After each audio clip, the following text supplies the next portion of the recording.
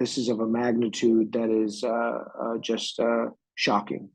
I think the numbers we're seeing are still, relatively small to what we should expect. The key factors would be underlying medical conditions and need for medications or acute medical resources would be one.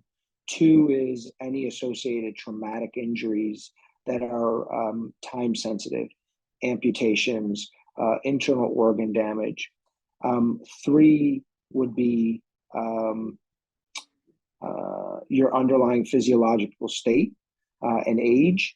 And then fourth, I would say, is your ability to sustain yourself as long as possible without fluids, nutrition, and electrolytes. I think those would be the fourth. And then the fifth, I think, would be your durability and your mental capacity and toughness. That element of hope and that element of that mental toughness, with the hope that someone is going to get to you, I think can provide you 1, 2, 3 more days. Somewhere probably between 5 to 8 days is probably in a range where I think that you would start having some kidney failure, organ failure that could lead to, unfortunately, your death. The environmental conditions, whether it be cold weather, if all of a sudden they start having rain, that rain, in addition to cold weather, can accelerate that hypothermia and can also lead to an accelerated death.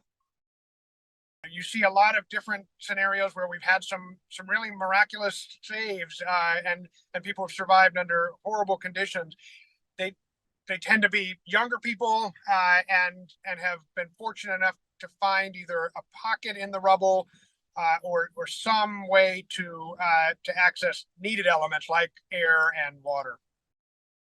I would never discourage anyone from having hope. I think that for individuals who are going through this nightmare, I think for some of them, even if they find their loved one and they're not alive, I think that's also important for them.